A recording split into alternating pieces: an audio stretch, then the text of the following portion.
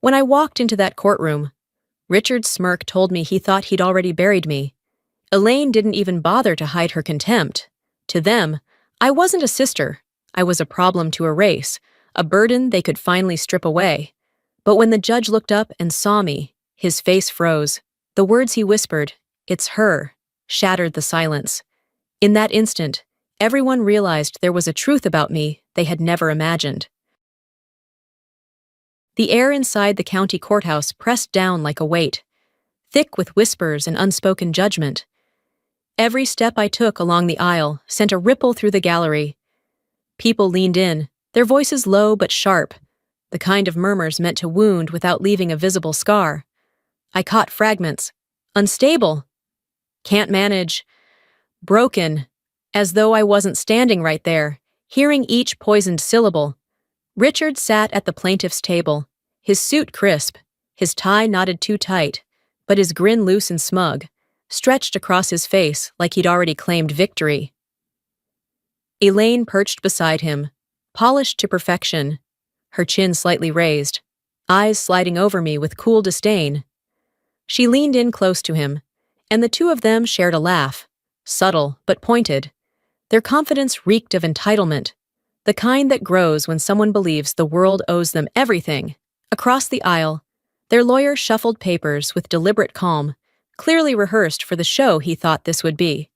The rows behind him were crowded with neighbors who had once waved from porches and shared Sunday meals, but now eyed me as though I were a stranger. Some held their phones half-hidden, ready to capture a fall they had already scripted in their minds. The bailiff's voice cut through the buzz. "All rise." A hush swept over the room as the heavy door opened. Judge Marcus Ellison stepped in, robe falling neatly to his shoes, posture steady with authority. His expression was neutral, until his eyes landed on me. For a heartbeat. He froze. His hand, mid-motion, stilled on the bench. The shift in his face was subtle but undeniable, a recognition that reached deeper than the surface. His lips parted, a few words slipping out low, meant for no one, and yet heard by all. The silence that followed was electric, a current that tightened every throat in the room. That look, that single moment, carried a secret none of them could have anticipated, something buried in a past only he and I remembered. The memory of our father's voice still clung to the walls of that old farmhouse. He trusted me with the land because I respected its weight, the rhythm of the horses, the discipline it demanded, the history etched into every fence post. Richard never cared for any of that. He wanted profit, quick returns, shortcuts that would never last. Even as kids, he chased what shone the brightest while I learned to bear the grind. When our father passed, grief should have bound us. Instead, it split us open. Richard wasted no time circling the estate like a vulture, insisting I couldn't possibly handle it alone. He called me stubborn, broken by years away, and told anyone who would listen that the ranch would collapse under my hands. His words stung not for their truth, but for the way people nodded as if they believed him. Then I stumbled across something worse than his insults, proof of betrayal, hidden among legal files left carelessly on his desk. I found a signed agreement. Richard had already struck a deal with a real estate developer to carve up part of our father's land. The ink on that contract was bold and final, but his authority to sell meant nothing without the court's approval. He knew it. He did it anyway. The realization burned through me like fire. This wasn't just about his greed or his contempt. Richard was willing to gut the very heart of what our father built before the law had even spoken. And if he had gone this far in secret, I could only imagine how deep the rot ran. The stable smelled of hay and old wood, the same scent that had clung to my father's boots every night he came in from the fields. I was sweeping when my broom struck something uneven beneath the planks. I pried the board loose and found a small wooden box tucked in the dark, as though my father had left it there waiting for me. Inside was his handwriting, shaky but firm, the kind I knew by heart. "You are the one meant to guard this ranch. Don't let greed destroy what I've left behind." The words blurred as I read them, my chest tightening with both pride and grief. He had known Richard's weakness long before it came to this, and he had trusted me to hold the line.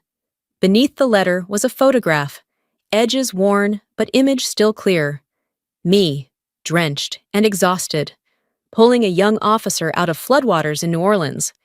I remembered the roar of the storm, the weight of his body, the certainty that neither of us would survive unless I refused to let go. And now, staring back at me in that faded photo, was the unmistakable face of Judge Marcus Ellison. A cold rush went through me.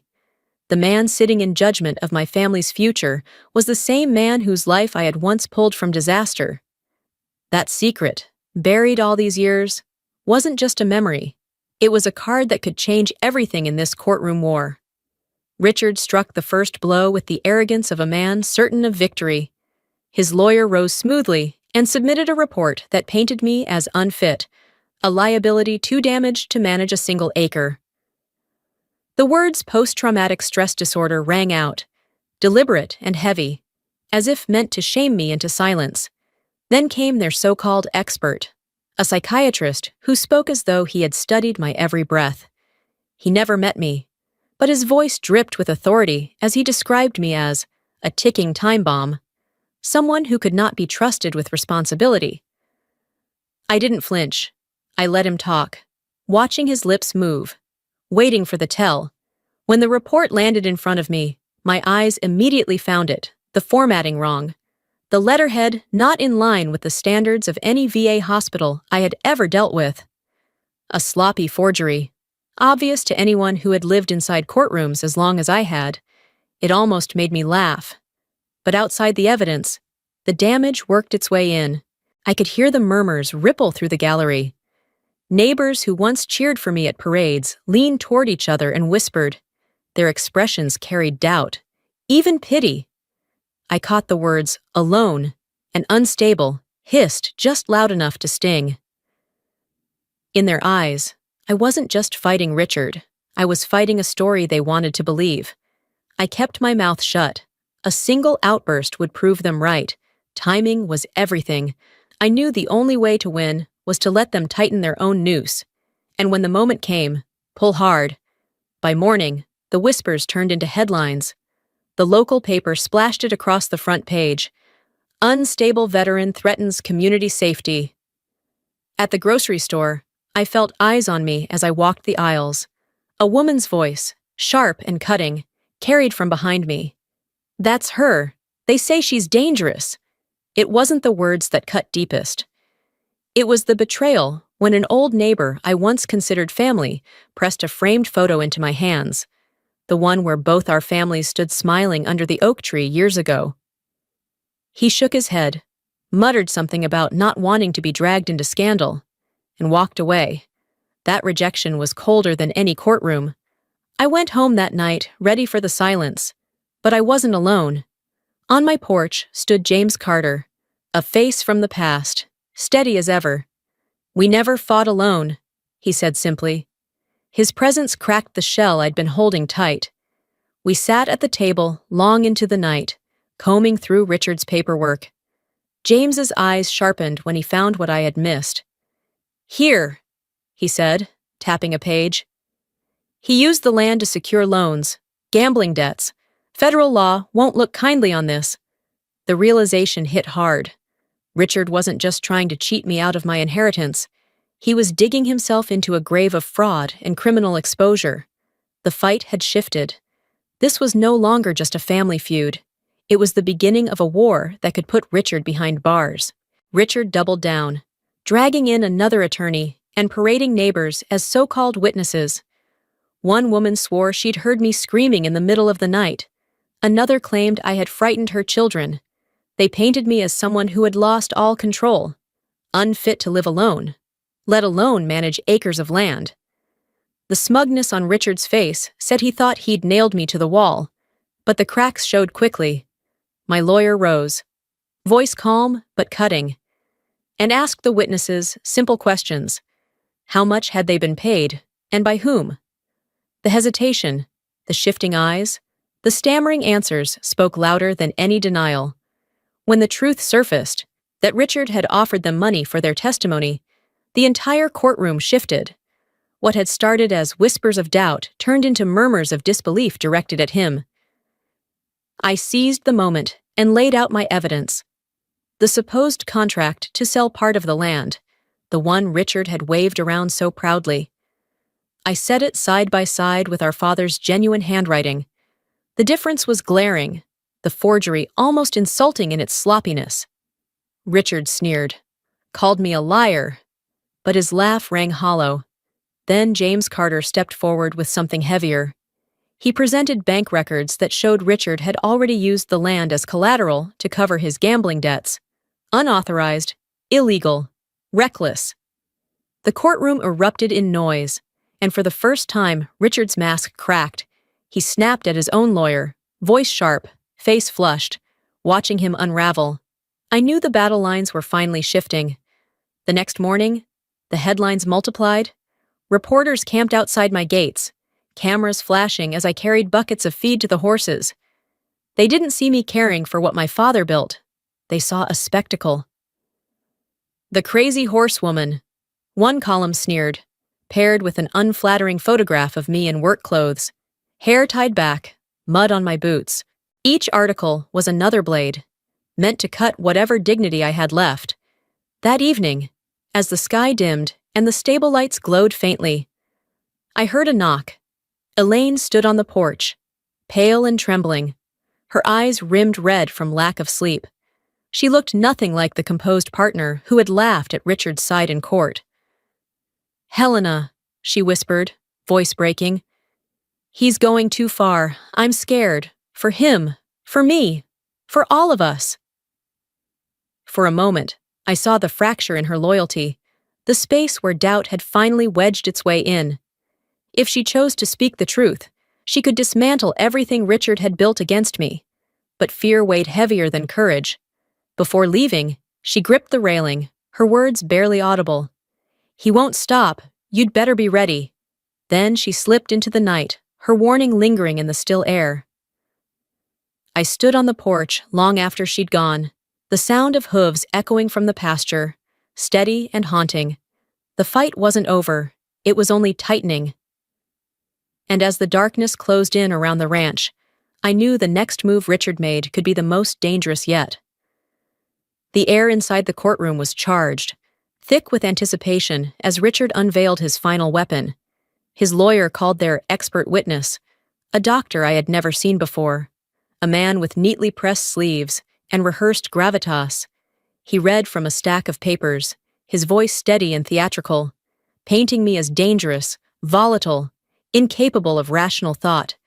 He called me unstable, a liability to myself and others, a threat hiding in plain sight. Whispers rippled through the gallery. I caught the sharp hiss of neighbors leaning into each other, some shaking their heads, others scribbling notes as though the verdict had already been sealed. The press fed on the tension, cameras snapping with each word, hungry to capture the image of a woman unraveling under scrutiny. But I didn't flinch. I didn't even blink. I sat in silence, hands folded, my eyes fixed ahead. Every instinct told me to fight, to speak, to defend myself, but I knew better. Let them believe they were winning. Let them climb higher on the scaffolding of lies. The fall would hurt more that way. Then my lawyer stood, calm, deliberate. His voice cut through the room like a blade. He walked to the projector, lifted a photograph, and placed it for all to see. The screen glowed with an image from years ago. Me waist-deep in floodwater, drenched, gripping the arm of a young officer as I dragged him from the chaos of Katrina. The room stilled. A beat of silence. Then the scrape of a chair. Judge Marcus Ellison stared at the photograph, his expression shifting, recognition flooding his features. Slowly, he removed his glasses, voice low but clear. "If it weren't for her, I wouldn't be alive today. I know her character." The gallery gasped, then fell into a silence so deep it felt suffocating. Every accusation Richard had hurled against me shattered in an instant. His fortress of lies collapsed, and for the first time since this battle began, the truth stood taller than his deceit. The courtroom still trembled from the weight of the judge's words when my lawyer rose again. His calmness was deliberate, the kind of composure that only made Richard's agitation more obvious. He carried a stack of documents to the bench and began laying them out piece by piece. The first was the so-called sales agreement Richard had waved around like a trophy. The next were the bank records James Carter had uncovered, showing the land already mortgaged to cover gambling debts. Side by side, they told a story of fraud so blatant it was almost insulting. "This isn't inheritance planning," my lawyer said, his voice sharp enough to cut through the stale air. "This is forgery, theft, and deception of the court." The murmurs from the gallery grew louder, but it was Elaine who broke the tension. She rose slowly, her hands trembling as she gripped the edge of the table. Her face was pale, but her words were steady enough to pierce every ear in the room. "He forced me to sign. I was scared." The gallery gasped. For a moment, the air hung still, as though no one dared move. Richard's head snapped toward her, his eyes wide with disbelief and fury. He spat her name, demanded she sit down, but she didn't. Her confession shifted the balance entirely. Elaine had crossed the line from silent accomplice to witness, leaving him exposed and utterly alone. Richard's composure shattered. He lurched up from his chair, his voice cracking with rage. "This is a setup. You're all in on it." His fist slammed the table, papers scattering to the floor as his accusations spilled in every direction. The bailiff moved in, but Richard shoved his chair back so hard it scraped across the tiles like a scream. The judge's gavel came down hard. "Enough!" His voice was cold steel. "The evidence speaks for itself. This court will not tolerate contempt or violence. All records of fraud and forgery will be referred immediately to the district attorney's office for criminal investigation." The bailiffs closed in, gripping Richard by the arms as he struggled, his shouts echoing uselessly against the wooden walls. His tie hung loose, his jacket twisted, his face blotched red with humiliation.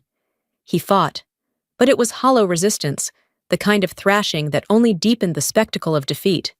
Elaine stood frozen, tears welling but unshed, her shoulders caving as if the truth had cost her every ounce of strength she had left. Around us, the gallery buzzed with shock and whispers, a storm of disbelief and satisfaction. And then it was over. The last image of Richard was not the polished man who had strutted into this courtroom, but a broken figure dragged through the doors by lawmen, his arrogance stripped away, leaving only disgrace in its place. The judgment was final, and for the first time in months, the weight pressing on my shoulders lifted. The land, the barns, every acre my father had built with discipline and devotion was mine to protect. Yet as I walked the pastures in the days that followed, I knew keeping it for myself was never the point. What mattered was giving it new life. I opened the gates of the ranch not as a private estate, but as the Fairbanks Veterans Retreat, a place where men and women carrying invisible scars could find strength again through the quiet power of horses. On opening day, the pastures were alive with the sound of hooves and the murmur of voices. Dozens of veterans ran their hands along the warm flanks of the horses, their faces softening, shoulders easing as though the animals had lifted burdens no one else could touch. Watching them, I felt something shift inside me. The pain of the fight was still there, but it was no longer the center of me. At the edge of the crowd, Judge Ellison stood quietly, hands folded, his eyes steady on mine. He didn't speak, didn't need to. A simple nod carried more weight than any speech could. It was acknowledgement, respect, and a reminder of the bond neither of us would ever forget. A week later, Elaine appeared at the porch, her steps hesitant, a small box clutched in her hands. Her eyes brimmed with tears as she pressed it into mine. Inside were my father's old keepsakes, his pocket knife, a faded medal, letters worn with time. "I'm sorry," she whispered, her voice breaking. That night, I stood on the porch as the retreat glowed golden behind me, the laughter of veterans drifting through the air. I looked out into the dark fields and whispered to my father, "Your legacy is safe, Not just for me, but for all who need it. Revenge had steadied me when everything else was slipping. But it was justice, and the chance to rebuild, that became the true victory.